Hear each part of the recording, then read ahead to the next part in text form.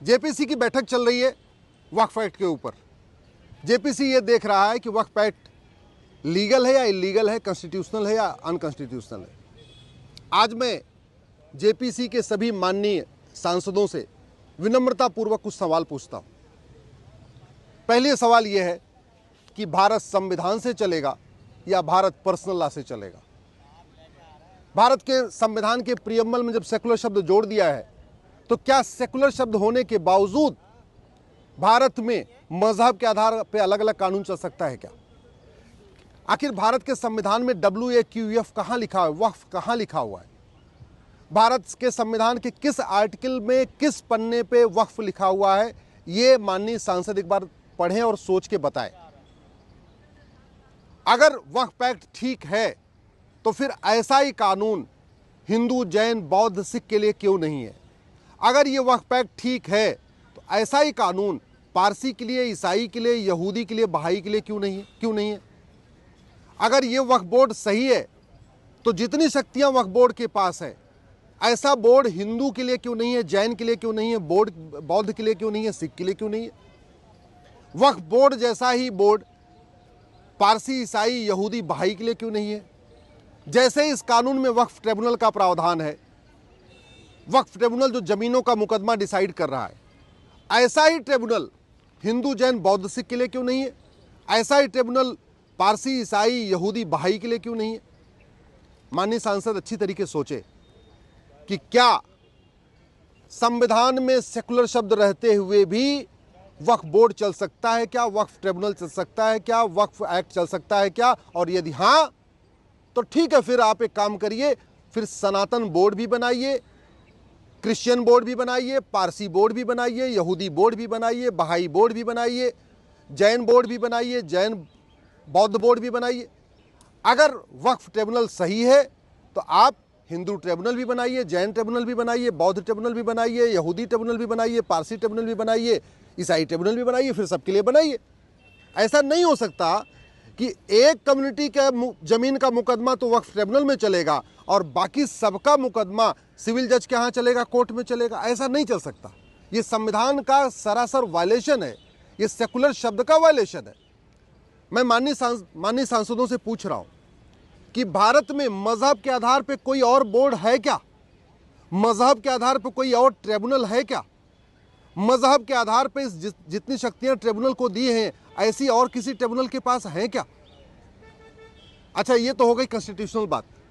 मैं आज जेपीसी के माननीय सांसदों से कुछ और भी सवाल पूछ रहा हूं कि क्या तलवार के दम पे दूसरों की जमीन कब्जा करके उसको दान किया जा सकता है क्या? वक्फ किया जा सकता है क्या?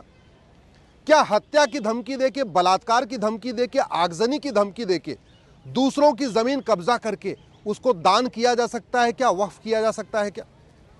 क्या मज़ार बनाना, मज़ार पे जाना, ये वक्फ प्रॉपर्टी हो सकती है क्या? क्योंकि हमने जो पढ़ा हुआ है कि मज़ार बनाना, मज़ार पे जाना दोनों हराम है, और जब दोनों हराम है तो वक्फ प्रॉपर्टी कैसे हो गई?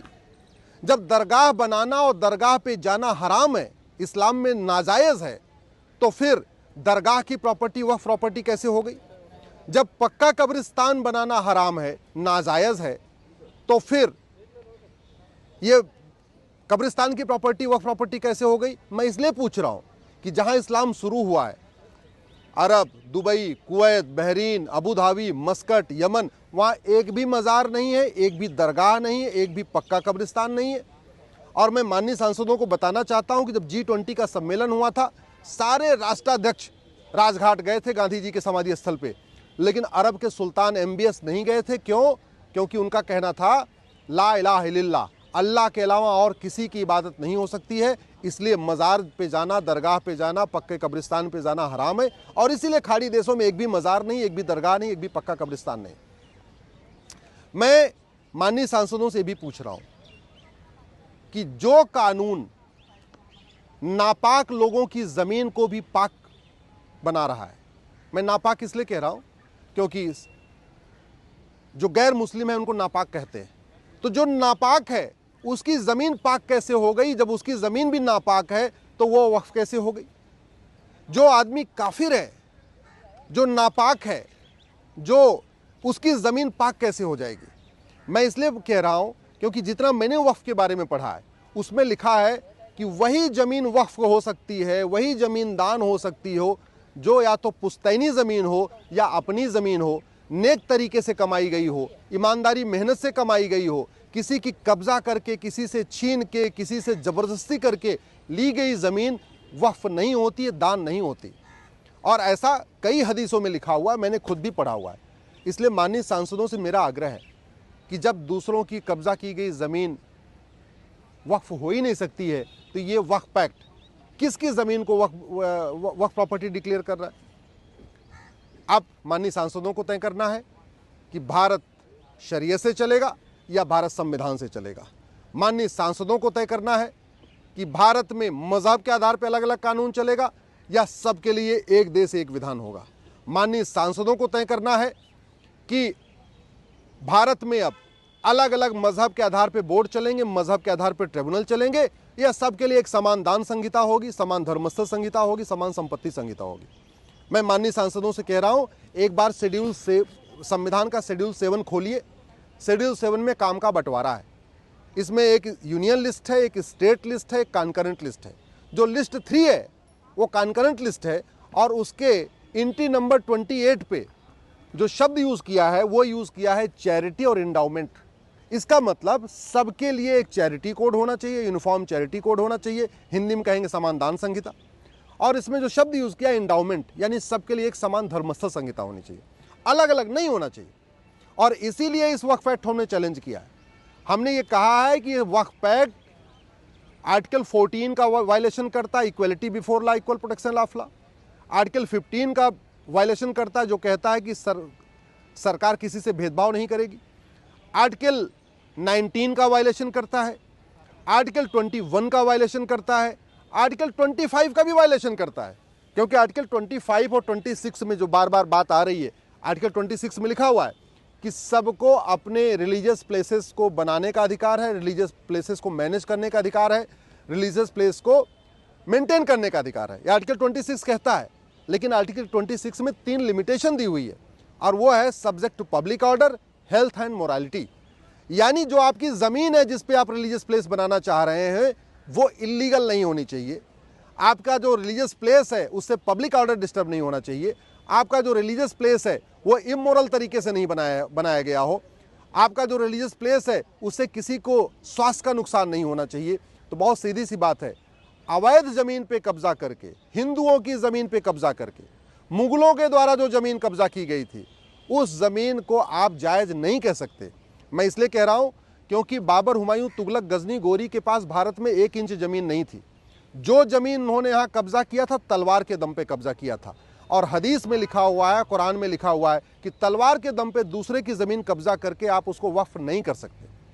ऐसे ही जो यहाँ निज़ाम थे, जो नवाब थे, जो जागीरदार थे, जो ज़मींदार थे, उनको मुगलों ने ज़मीन बांटी हुई थी अपने, चूँकि उनको मदद किया करते थे। तो वक्फ के हिसाब से जो वास्तव में डिफिनीशन है वक्फ की, जो दान की डिफिनीशन है, उसके हिसाब से केवल मुगलों को ही नहीं बल्कि उनके नवाबों, उनके निज़ामों, उनके जागीरदारों, उनके ज़मींदारों को भी वक्फ का अधिकार नहीं। और सच्चर कमेटी ये कह रही है कि यहाँ पे मुस्लिम्स की हालत दलितों से बदतर है। जब मुस्लिम्स की हालत दलितों से बदतर है तो फिर वक्फ कैसे कर रहे हैं? जब जिसके पास खुद की ज़मीन नहीं है तो वक्फ करेगा कैसे?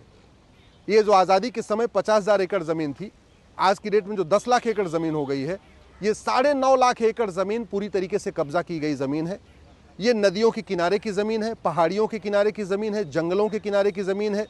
ये रेलवे लाइन के किनारे की ज़मीन पर अवैध कब्जा किया हुआ है। हाईवे के किनारे ज़मीन पर अवैध कब्जा किया हुआ है। जितने भी पब्लिक प्लेस हैं, पार्कों को कब्जा किया गया है। गोचर ज़मीन को वक्फ डिक्लेयर कर दिया गया है। बंजर ज़मीन को वक्फ प्रॉपर्टी डिक्लेयर कर दिया है। मज़ार दरगाह को भी वक्फ प्रॉपर्टी डिक्लेयर कर दिया गया है। जो खेल का मैदान है उसको भी वक्फ प्रॉपर्टी डिक्लेयर कर दिया गया है। ये पूरी तरीके से एक लैंड जिहाद का तरीका बन गया है। इसलिए मैं कह रहा हूँ माननीय सांसद इसको अच्छी तरीके से समझे कि संविधान में लिखा क्या है, अपनी शपथ पढ़ें। माननीय सांसदों ने शपथ लिया हुआ है कि मैं संविधान के अनुसार कार्य करूंगा, और संविधान कहता है एक देश एक विधान होना चाहिए, सबके लिए एक कानून होना चाहिए, न मजहब के आधार पर बोर्ड होना चाहिए, न मजहब के आधार पर ट्रिब्यूनल होना चाहिए, सबके लिए एक कानून होना चाहिए।